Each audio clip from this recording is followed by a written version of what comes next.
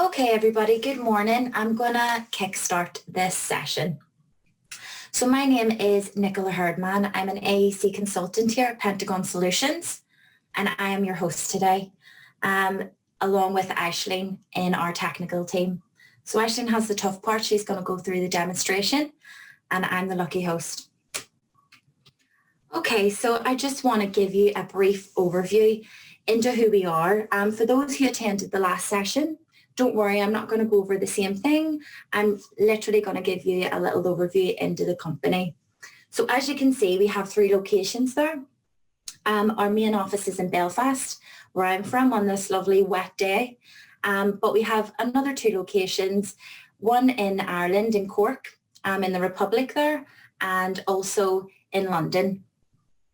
The company has been around for 18 years and we have 4 directors, all from an engineering background. So we are a technology company. Our job is actually driving digital adoption within the AEC, MFG and pharma industry. So we have developed long-standing relationships with our customer base, just ensuring that we are providing valuable solutions that are actually benefiting your business. So today we're going to talk about an Autodesk solution. We are focusing on, as I said, driving adoption within that market. So we have a wealth of knowledge around CAD solutions with large in-house teams consisting of both technical and commercial representatives. So we provide training in all of our offices. So they all actually have training suites within them. So, I mean, a lot of our courses are CPD certified as well. Going hand in hand with that, we regularly put out a large public schedule, which is sent out daily to customers. So our training department actually reviews the schedule regularly, adding the latest training offerings, and these courses can actually be tailored to your needs, whether it be public or private. We cater to all. So I'm just going to move on quickly. Okay, so I just wanted to give a refresh and a recap, excuse the pun, on what we did in our last session. So in part 1, what we discussed, so session 1 was really an intro into reality capture. We were looking at key features and actually focusing on the workflows, mainly between AutoCAD, Navisworks and model integration. It was a very in-depth session, highlighting lots of great tools. This session is recorded and we will put the full session out for all 3 parts once we have completed the series. Okay, just moving on. Okay, so today's agenda, what we are going to be showing. So today we're actually focusing mainly on the integration between Civil 3D, InfraWorks and Map 3D. So we will touch on bringing the data into Revit at the end, but part 3 will focus around Revit integration. So please sign up for that. Today, Aisling is going to take you through part 2 with a mixture of live and recorded demonstrations. We do have a question and answer session at the end, so please stay tuned. As you can see, there's points that Aisling's going to be going through. But without any further ado, I want to find a little bit more out about you guys and the industry that you are from. So if you could actually pop in the chat A, B, C, and if it is D, actually what sector you're from. What I'm trying to do is actually gauge what sectors are actually interested in this tool and these workflows. So if you could pop that into the chat, that would be great. Let me just have a look at A, great. A lot of people think that this is a tool just for the construction industry, but what you will find that it isn't. You know, a lot of manufacturers are using it and even pharma. Yep, utilities, perfect. So we've got a few from AEC, we've got a few from manufacturing and utilities. Great guys, thanks for participating in that. So today's session is very in-depth. It's a real deep dive session. So without any further ado, I'm going to pass you over to Aisling because I am conscious of time and we do want to cover all of the information that, you know, we've done today. All right, thanks, Nicola. No problem at all. How's it going, guys?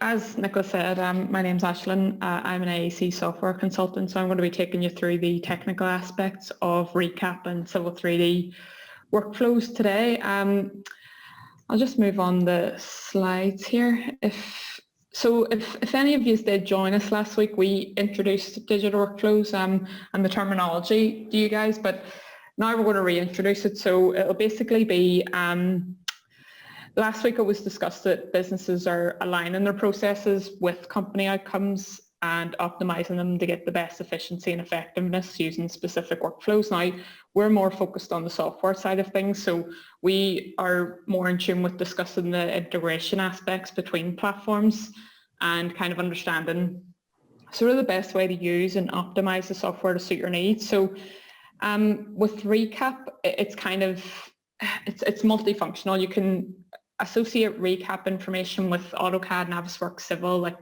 you know, as Nicola had mentioned, AutoCAD and Navisworks flows between the platforms and ReCap were discussed in the last webinar. In this webinar, we're going to be going over how ReCap data integrates with Civil 3D and also with InfraWorks. As Nicola said, this is a series of webinars. We're briefly going to touch on exporting civil data so it can be used within Revit. That'll be touched on a bit later on, but with regards to sort of a deep dive in depth with Revit, that'll be done in the next webinar. We're going to be getting into the likes of shared coordinate systems, setting up your model properly, that sort of thing. So just a quick reminder here for those of you who weren't at the last webinar. Just to let you know, there is open source data available. The example that I'm going to be using today actually was sourced on OpenData.NI. There's a few links there. I'll give you a minute if you want to quickly note them down, but as Nicola says, there will be a published sort of copy of this webinar going out after the series is done.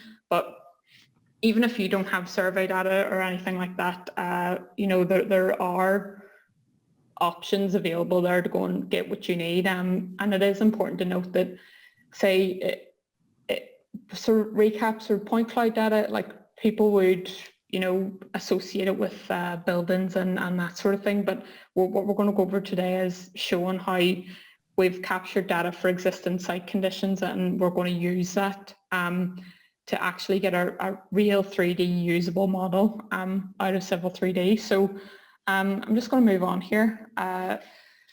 Yep, it's been mentioned time and time again, ReCap and Civil. So we're basically going to use a series of short videos to demonstrate the main functionality with bringing point clouds into Civil 3D. So we're also going to just touch on using your Autodesk account to access online mapping areas that can be overlaid within Civil. The main sort of crux of this is creating a surface from a point cloud.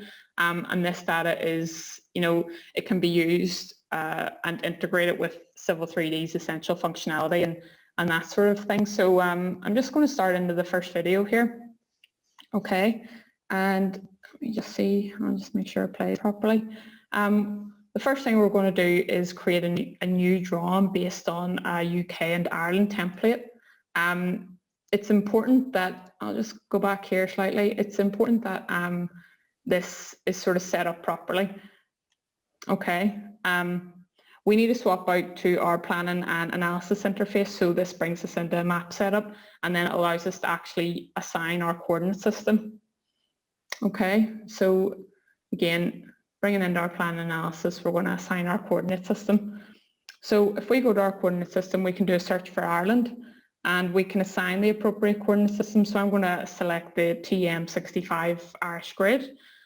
And yeah, the next thing we're going to do is insert our point cloud. So the point cloud has data integrated in, so it'll know where to come in. We'll just go back to the Civil 3D workspace and attach the point cloud, where we can either attach the point cloud itself for the project data or the supporting data. Okay, so you'll see I haven't specified where it comes in. We can see that it's come in, and to show where it's located on the map, we're just going to use our Geo Mapping tools. As I said before, this point cloud model, this was sourced from OpenData, so anyone can go and download that. it is readily available there. So again, I've mentioned that this is spatially correct, but to confirm that, we're going to go into our tool palette here and go to our Geo Mapping data. So we're going to geomap a road layout over it. If you saw the dialog box there, it's asking me if I want to use online map data. So provided I'm signed into the software, I think it's powered by Bing. It'll get me all of the data that I need from basically like cloud online sources, and it'll allow me to use it within Civil 3D here. Okay, so I'll just get that going. So give it a wee minute there and the map will load in. So we'll be able to see our point cloud, which is spatially correct according to the map. We can also toggle it to an aerial view, and again you'll see the imagery over this. And we can also take it into a hybrid view where we can also see the road name and the data, the visual data. Okay, so that's one of the interesting things to note, and also regards to that tool palette, that's been set up in a custom way. So it's basically for ease of use, so we can easily toggle between these features. Okay, and anyone can do that. That like the interface of Civil 3D, you can highly customize it. So that is one of the functions that we can create our own tool palette to allow that to happen. Okay, it's important to note that.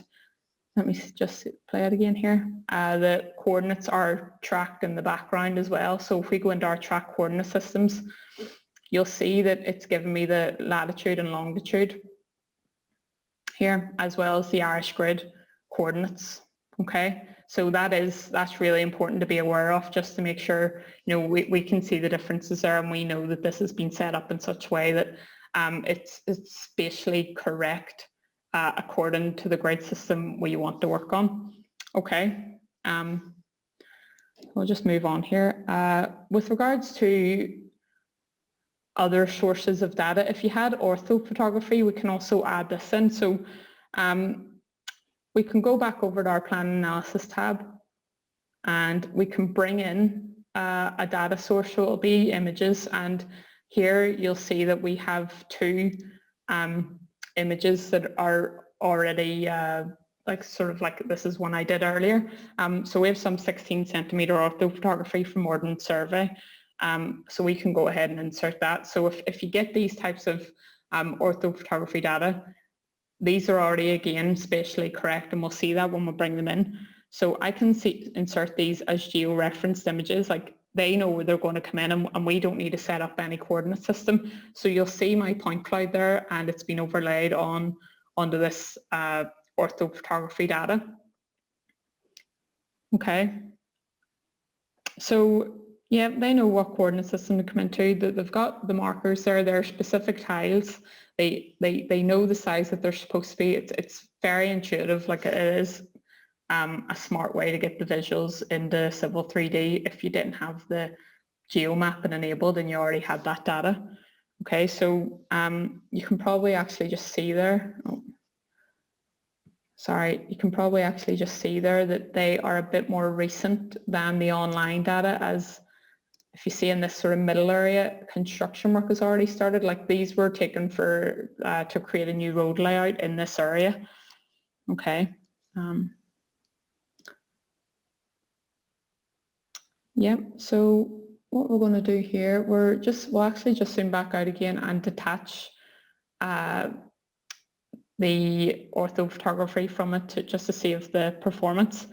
And what we can do here is we can then go into actual basic editing of the point cloud itself by creating clips, taking a circular clip, cropping it, and also we can also change the point cloud density, so change the point density of it so we can make the image a bit clearer.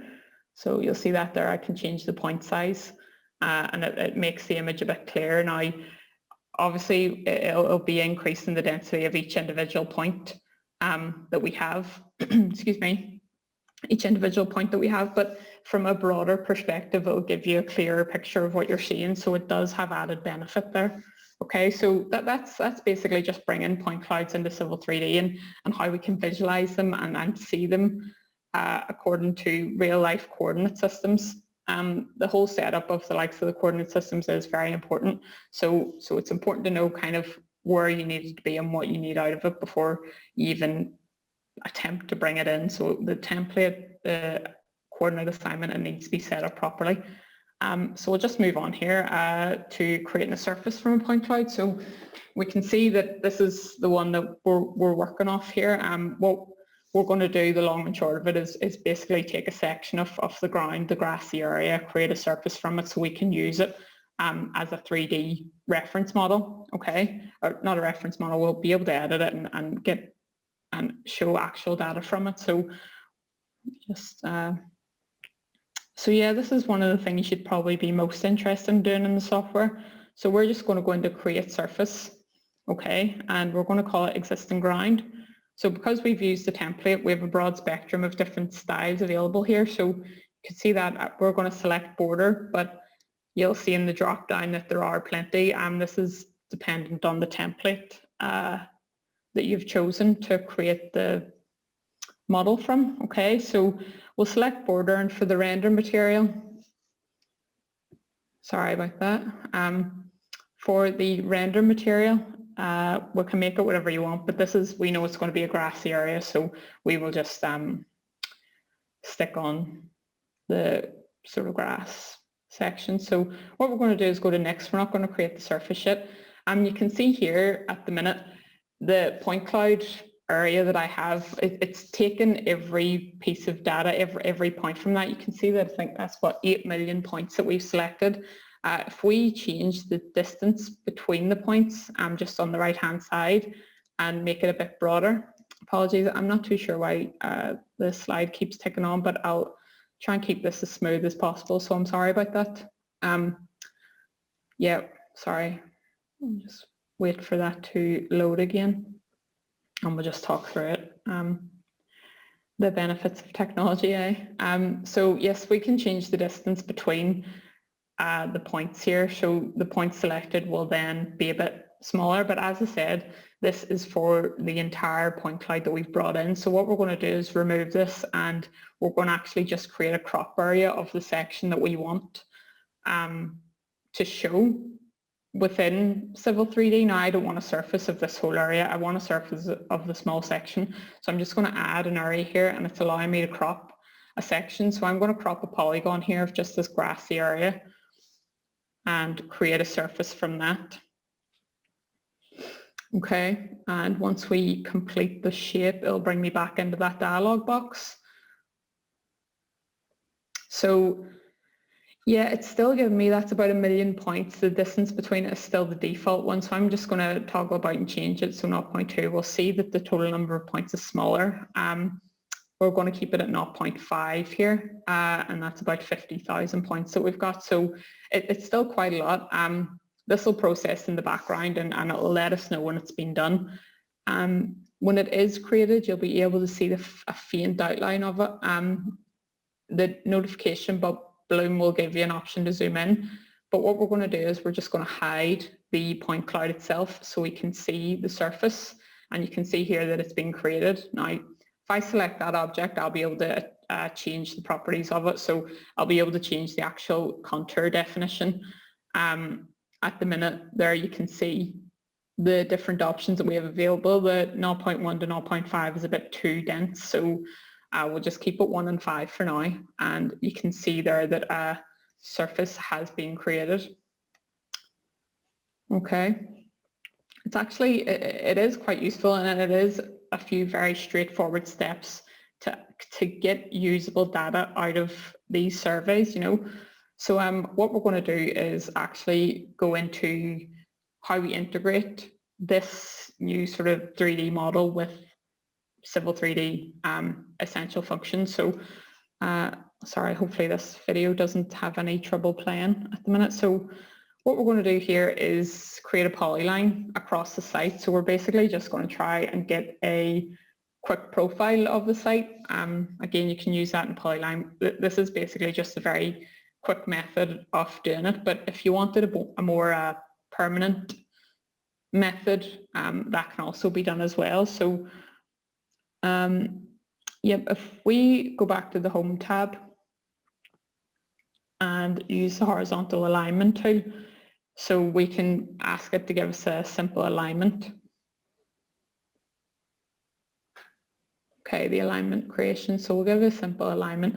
We'll do a tangent with no curves line, and we'll just draw the line itself. It'll be a straight line, and we'll see the chainage detail here. So I can create a surface profile from that, and I can draw this profile view anywhere I want, sort of in the drawn space. This is sort of a more permanent profile. It's a bit more detailed, but if we select the line, it'll still give us the option to move it across the surface itself, and that will update the actual profile of it on the right hand side there will update immediately. So it's very good, and you can get a lot of information when you're starting works there. So it is quite useful, and that's only a very simple step. Now we can get a direct profile straight from a derived model from the point cloud. So it's actually a really handy, a really good piece of information there. So what we're going to do is so now we have this 3D contour surface here. We can start running analysis on it. So basically we can analyze it. We can do a flow path. This is a water drop, so we can see the runoff down the actual 3D surface, which is quite handy. This is good from looking at manholes or information. So again, I'll just go back a wee bit there. Sorry, this video is a little bit fast because I know we were pushed for time, but I do want to get everything covered in it.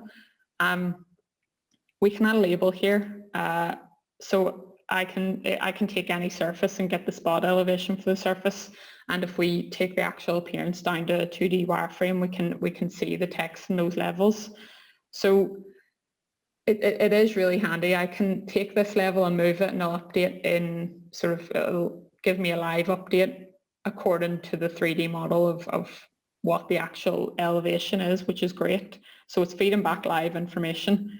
At the end of the day, this is a 3D model that's been derived. So if we look at the display settings, we'll make sure the triangles are on, and we'll take it out to a 3D view.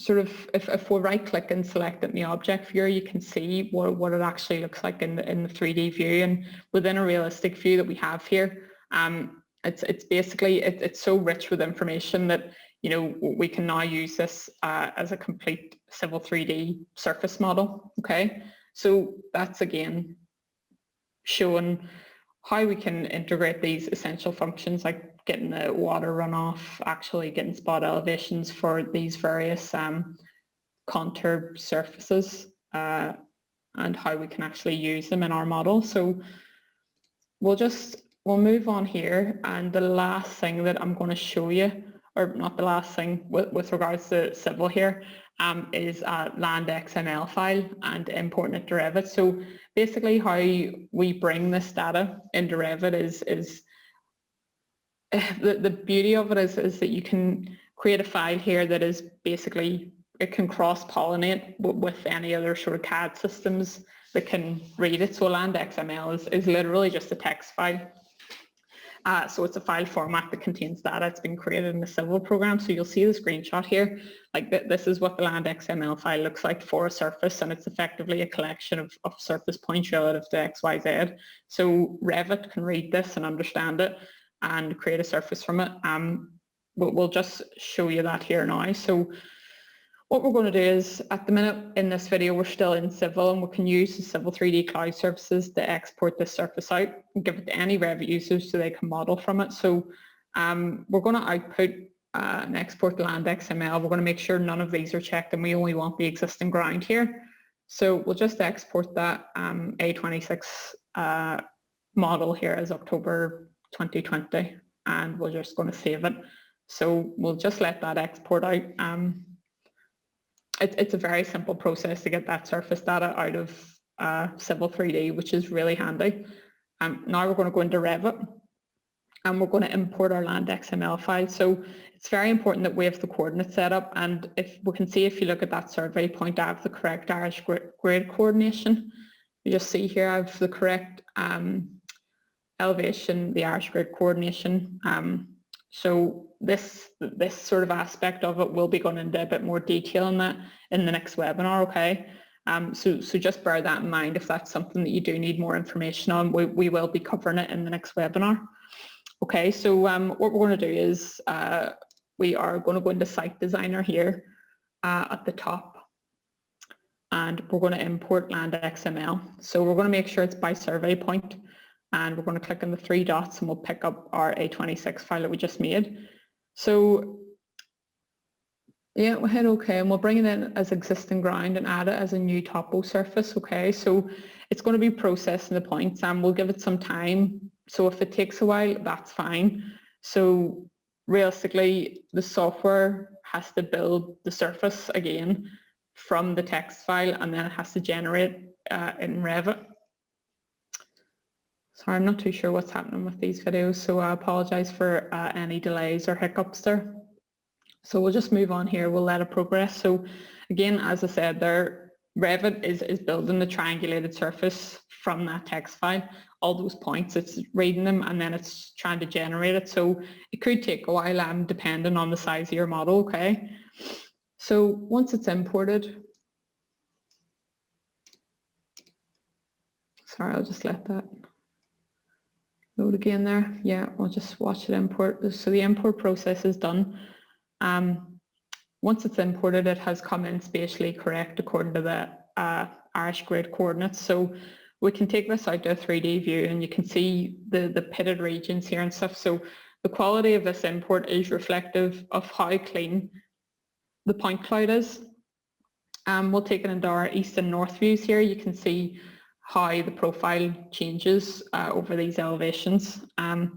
And we're just going to see what it looks like overlaid with the actual point cloud itself. So we can reference that in. So that's the point cloud underneath, and that is our surface. So we have a usable 3D surface model here within Revit, and we're just seeing the point cloud as a reference point. So it is really handy. Like we can see that visual, we can see the imagery here, but we can also use that area of the surface data that we need the most. So it's multifunctional because you can't bring that recap file straight into Revit, but to get the actual usable 3D surface data, that LandXML file is a process to do that. Okay, so it's quite interesting. It's quite interesting, can be quite handy for creating your sites and that sort of thing. So I know I'm flying through this. I'm just conscious that you know, I've a lot to cover and I want to give as much information as possible here. So I have just one more thing to touch on, and it'll be using point clouds and InfraWorks. So I'll just go through this very quickly. If you do have any questions on it, we can briefly cover it again in the next webinar. Just with regards to any of the Revit questions, I mean, because Revit will be discussed in a bit more detail in that one, so just bear that in mind. So yes, using point clouds and InfraWorks. So InfraWorks is a more conceptual modeler, so if you can model, analyze and visualize design concepts, it's kind of like it'll only be as accurate as the data that you're using in it. So it creates a real world contextual model, and I know that we've seen it in Civil 3D and stuff like that, but with Civil it's got a completely different purpose as a software. So I'll just move on here and I'll show you the video that I do have. So as I said, InfraWorks is a conceptual modeler. It's more about getting design information in and using it to create, you know, I could create visuals from this. We can create our conceptual designs. We can use the model builder here, and I can search and select an area, a visual area that I want to see. So I'm going to pick that Drones Road one. So it's the A26 model you'll see on the map here. This is the same map that we saw in Civil 3D. And we can just crop out an area for use within InfraWorks. So that's what we're going to do here. We'll just select crop a region and we'll just crop that out. This is a few square kilometers. The max area is about 200 square kilometers, which is huge, but we're only interested in this sort of small area at the minute. And we'll name the model and we'll create it. So this will work in the background, and then you'll get an email notification when the model's actually being created. Okay, but it's it is very intuitive. So like it is processing in the background here, which is great. And you can see here, I'll just pause on that dialogue here. This was one of the things I wanted to chat about. So where would you like to store the model builder model? So we can store it in BIM 360. It has a benefit because that's in the cloud. It'll take less processing power. And again, BIM 360 is a collaboration space, so it would be useful for that context. So it's important to note that is available, or we can save it locally. And for the purposes of this demonstration, it was saved locally. Okay, so I'll just continue on with that. Okay, so yep. The data that this is using is open source, so this will come from satellite imagery, and sort of, as I said before, it can be as accurate as you want it to be. The likes of this satellite imagery can be out by a certain degree. Your most accurate data is going to be from a survey, like a point cloud survey. So, yep, let me just see here. Basically what we're going to do, you can see it navigating around that terrain. It is quite a detailed model that it has given us, but again, you just need to be aware of the accuracy, and I'll show you an example of what I mean by that when we bring in the recap file. So what I'm going to do is bring in my point cloud here, bring in my data as point cloud. Okay, select point cloud and just directly choose the A26 point cloud model that we're interested in showing. So when we bring that in, nothing has happened here because if we go to the coordinate system within InfraWorks, it's set to a world coordinate system. So it's given us the latitude and longitude. But remember in Civil 3D, when we checked our track coordinate system, we were given the latitude and longitude and the Irish grid coordinates. So what we're going to do here is we're actually going to set up the Irish grid map system so it's spatially correct. So we'll just go into our data source configuration here and select our Irish grid system again. And we'll see when we do close and refresh this, it'll come in spatially correct. You'll be able to see it overlaid on the satellite sort of photography image. So just take the Irish grid, we'll close and refresh it, and we should see it immediately here. So after it refreshes, yep, and you can see there just this sort of darker green area with overlaid with that building and stuff is. So you'll see that it's a bit inconsistent here in the middle. Again, I'll just show you an example of, you know, the differences here. So the InfraWorks model has come from satellite imagery and the point cloud is survey data. And you can see, if I pause it here, that there is a sort of slight difference in elevation there. The survey data will be accurate to, it could be within millimeters, to be honest. Yeah, it could be within millimeters dependent on the actual systems that you're using to carry out the survey.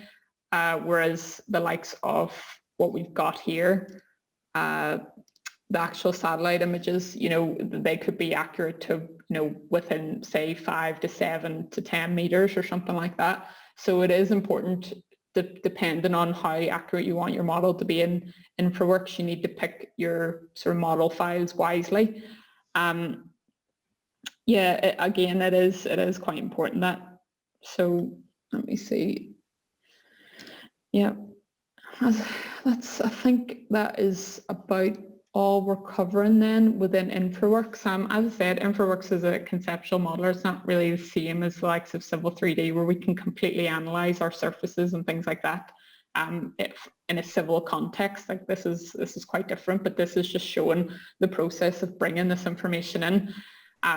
I am aware that I've given you a lot of information here, but I know that, you know, some of this will be useful and some of it you might have known and maybe will utilize. So I hope that there has been stuff here that you have found useful. And I know we briefly touched on bringing the LandXML into Revit, but in the next webinar, if you are a Revit user, it would be worth sticking around for that, because we are going to go into it in much more detail next week.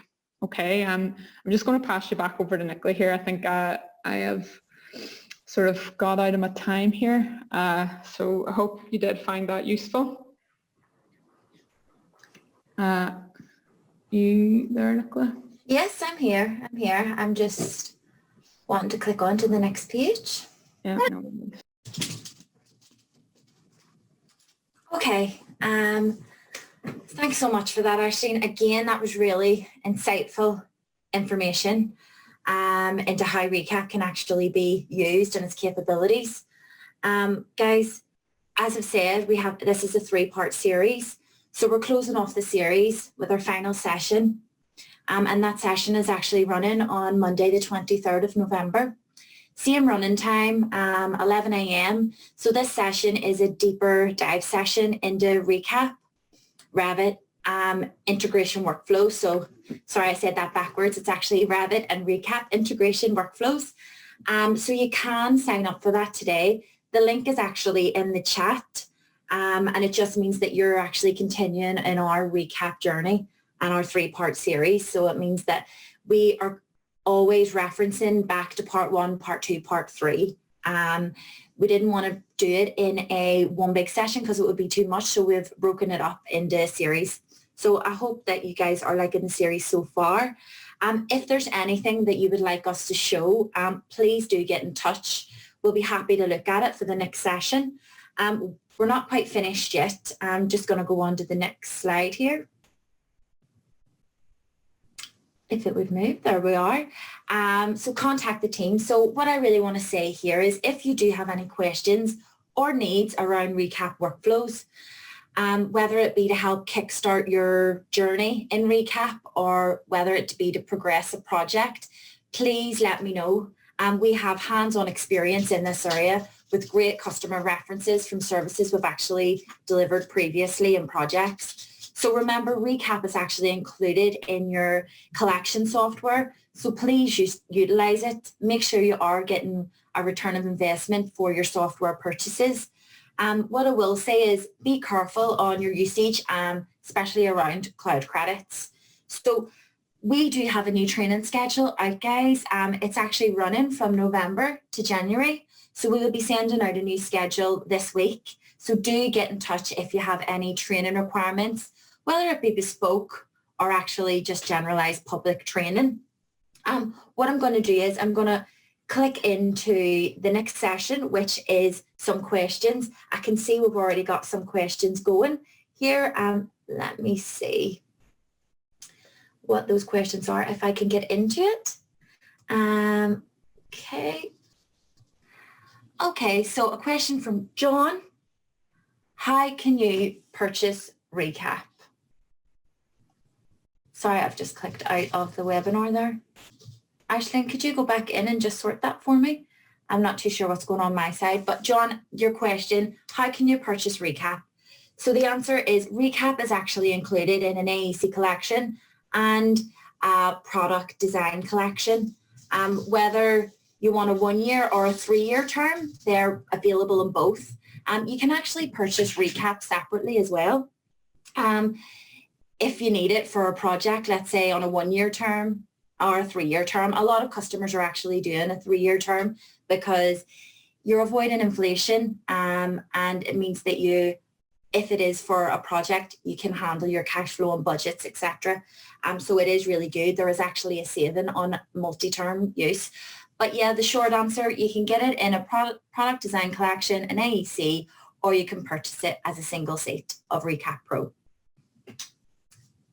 Let's just see if there's any more questions in there.